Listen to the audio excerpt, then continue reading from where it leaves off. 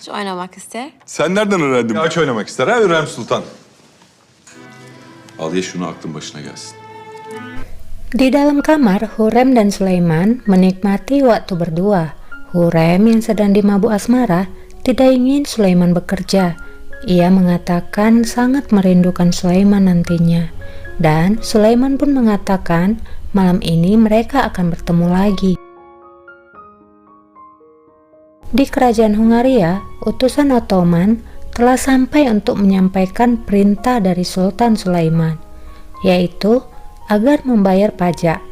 Tetapi Raja Hungaria tidak mengakui Ottoman dan malah mendiskon nyawa pembawa berita tersebut. Plan ikili anlaşmalar. Sultan Süleyman Han bunun bedelini alırım der.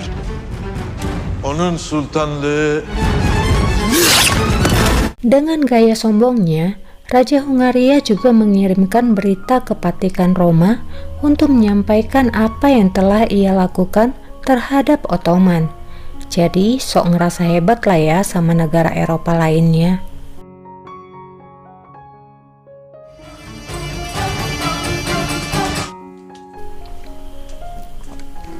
Saat Hurrem keluar menuju harem, dia berpapasan dengan Mustafa.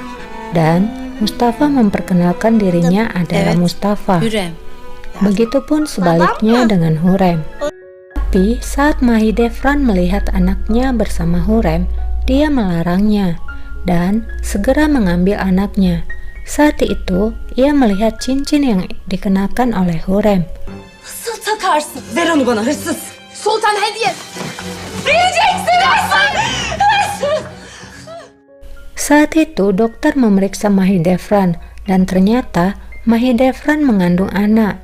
Sesuai tradisi kerajaan, maka serbet dan lokum akan dibagikan, begitupun dengan uang koin emas. Buat info aja ya, serbet itu adalah minuman dari sari buah yang dicampur gula seperti sirup gitu ya. Nah, kalau lokum itu adalah cemilan atau dessert yang rasanya manis. Daya Hatun pun segera memesankan makanan itu kepada koki istana yang bernama Sekar Aga. Aşağıda şerbet dağıtılıyor. Hünkârımızın hasekisi Mahidevran. Anladın mı? Hanım, sen hareme gelmeyince Mahidevran gebe. Ne büyük lütuf. İbrahim, ne müthiş bir gün bugün. Mısın havaya müjdemizi paylaşalım. Gel validem. Mücevher.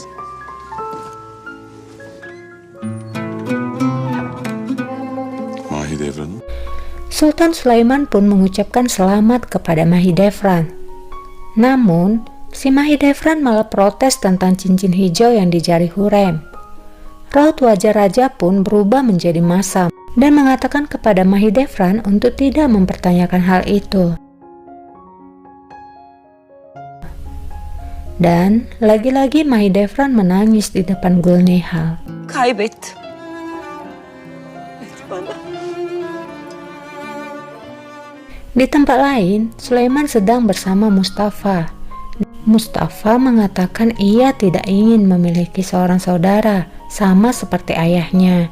Tapi Sultan mengatakan, "Saya punya saudara, dia Ibrahim." Dan Mustafa menjawab, "Ibrahim hanyalah budak." Ibrahim yang mendengarkan hal itu langsung merasa tersinggung dan meminta untuk pergi. Ben İbrahim. Alnını değdiği her toprakta, rüyasını gördüğü her... Mustafa daha çocuk Pargalı. Gerisi boş, safça söylenmiş lakırdı. Sen bana kardeş. Siz hüzünleyin. Di sisi lain, Hurrem bersiap untuk menemui Sultan karena perbincangan mereka tadi pagi. Namun saat di depan pintu, Ibrahim berada di sana. Dan di sanalah Hurrem dan Ibrahim saling mengenal. Dan terjadilah perselisihan antara mereka berdua.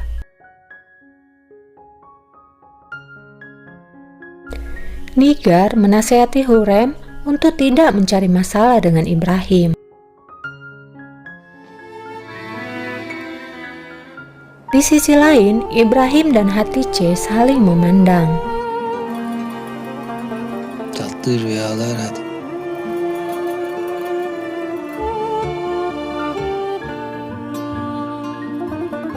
Hayırlı sabahlar. Hurrem berjalan memasuki ruangan dan menyapa semua yang ada di sana. Tapi tak seorang pun yang menyahut. Bahkan ketika ia bergabung ke meja makan, semua orang meninggalkannya kecuali Maria, teman baiknya. "Sudahlah, ayo makan, jangan pedulikan mereka," kata Maria.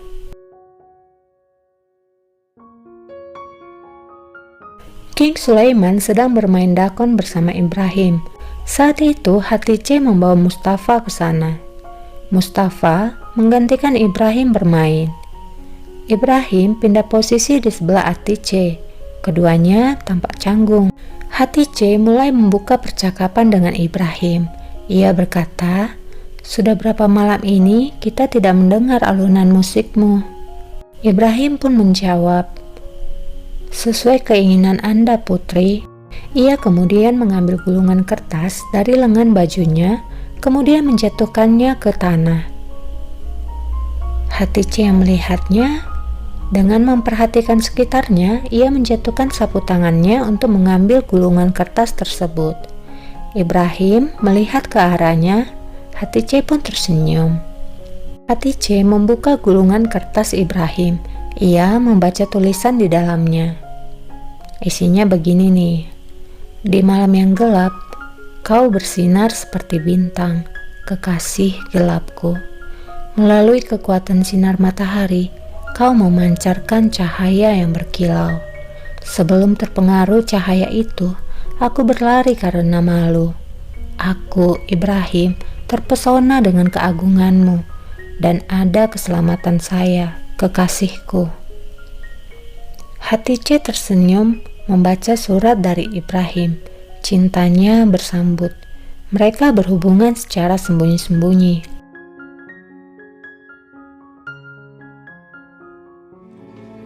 Gulsa memanggil Aisyah untuk memuluskan rencananya.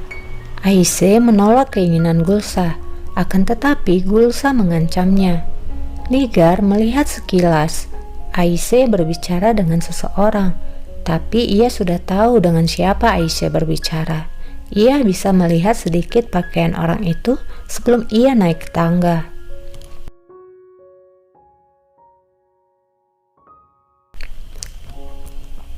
Di kelasnya, Hurrem berbicara kepada Nigar agar ia bisa berbicara banyak dengan Sultan. "Bisakah kamu menolongku?" Nigar pun mengatakan, "Kamu bisa pergi ke Sumbul Aga. Dia tahu banyak hal," dan berikan tips kepadanya. Hurrem pun langsung melakukan apa yang Nigar informasikan kepadanya. Ia menemui Sumbul, lalu meminta tolong kepada Sumbul agar menjadikannya sebagai istri Sultan Sulaiman. Hurrem menawari Sumbul dengan banyak emas. "Ini susah, ini berat. Kamu bermimpi besar. Kamu bahkan tak bisa menyebut namaku dengan benar," kata Sumbul. Acizsin. Bir de sultan olma hayali görüyorsun. Sümbül. Sümbül Ağa. Sümbül Ağa. Oldu mu? Vay vay vay vay vay vay. Nah, Ia memberikan beberapa syarat kepada Hurrem.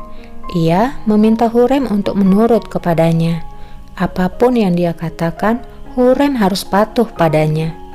Sumbul mengatakan kepada Hurrem bahwa hal pertama yang harus dia lakukan adalah menjadi seorang muslim. Sultan tidak akan pernah menikahi wanita beda keyakinan. Di tempat mandi, Hurrem berkumpul dengan lainnya. Yok! Yok! Yüzü! Aldınız! Benim yüzüğü! Ne bu gürültü? Sultan Süleyman! Yüzük arayın! Yüzük yok! Di sisi lain, Daye datang dan melaporkan bahwa terjadi kekacauan di ruang mandi. Hurrem Hatun menjerit karena kehilangan cincin yang diberikan Sultan Sulaiman kepadanya. Mendengar laporan Daye, Ibu Suri langsung berdiri dan memerintahkan agar segera menemukan cincin tersebut. Mencuri adalah perbuatan yang tidak bisa dimaafkan. Mahidevran dan Gulsa tampak cemas. Di tempat lain, Daye, Sumbul, dan Nigar mengumpulkan semua wanita di harem. Ia meminta semuanya berbaris. Cincin milik Hurrem Hatun telah hilang. Cincin tersebut sangat bernilai karena merupakan pemberian Sultan Sulaiman sendiri. Jika ada yang mengetahuinya, wajib untuk mengembalikan. Kejadian ini sangat merusak citra harem, kata Daye kepada mereka semua. Akhirnya semua digeledah, tapi cincin tersebut tidak ditemukan. Nigar memandang Aisyah dengan curiga. Hurrem yakin bahwa Mahidevranlah yang telah mengambilnya.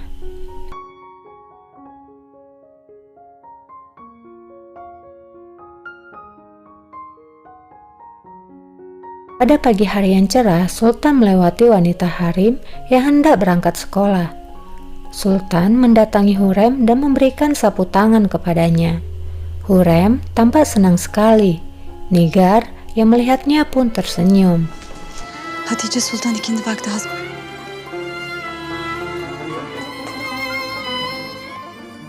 Di balai pertemuan, Piripasa menyampaikan bahwa Raja Hongaria mengirimkan hadiah.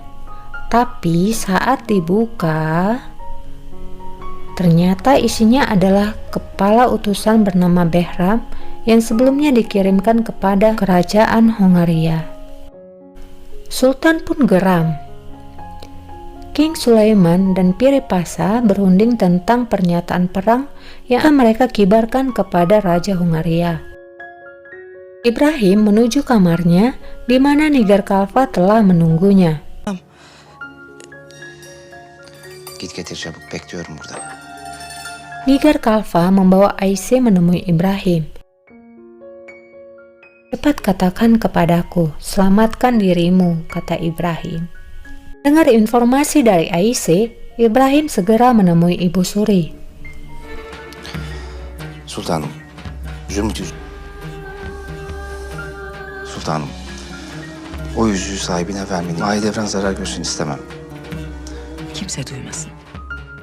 Gulsa yang hendak mengikuti Mahidevran dicegah oleh Daye. Ia meminta Gulsa memberikan cincin tersebut. Dengan berat hati, Gulsa mengambil cincin di lemari Mahidevran dan memberikannya kepada Daye. Daye mengumpulkan semua wanita harem dan memintanya berbaris kembali. Ia meminta para penjaganya untuk memeriksa tempat tidur mereka. Daye mengambil cincin berlian hijau di tempat tidur salah seorang budak. Daye memberikan cincin tersebut kepada Hurrem dan memintanya agar tak hilang lagi dan menjaganya sampai mati. O suç Mahidevran aldı. Sultan Süleyman bekle. Gulsa datang kepadanya dengan wajah muram. Ia mengatakan bahwa ia melihat Hurrem mendatangi kamar King Sulaiman. Hurrem memasuki kamar Sulaiman.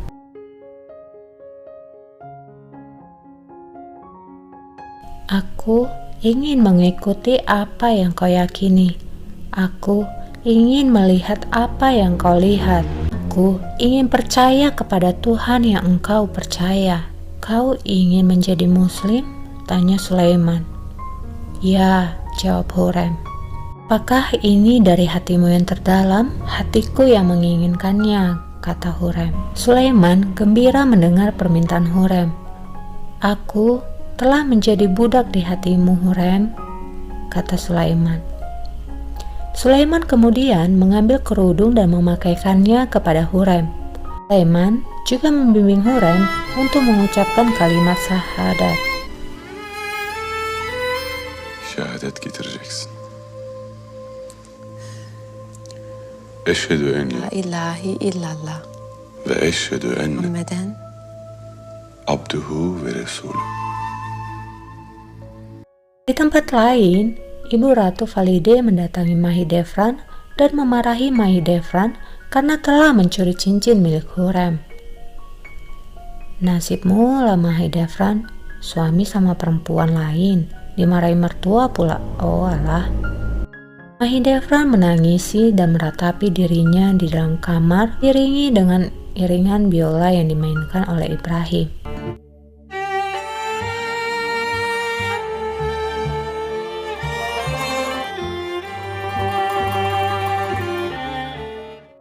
Pagi hari, Mahidevran merasakan sakit pada perutnya.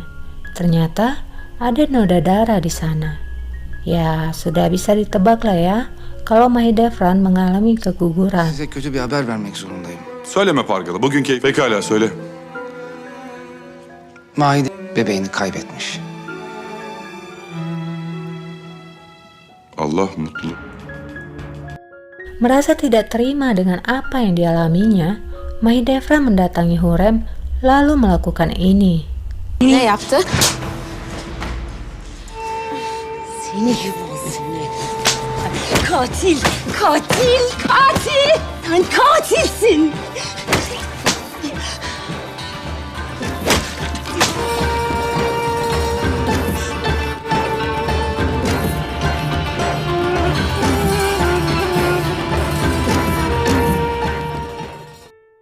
Apakah Hurrem bisa tertolong? Atau dia akan mati di tangan Mahidevran? Bagaimana reaksi Sultan Sulaiman saat mengetahui hal ini? Saksikan di episode selanjutnya ya. Buat yang suka, jangan lupa subscribe. Makasih udah subscribe, makasih udah nonton. Mohon maaf bila suaraku tak senyaman angin sepoi-sepoi. Tetap selalu bahagia. Saya Eni pamit. Sampai jumpa. Bye.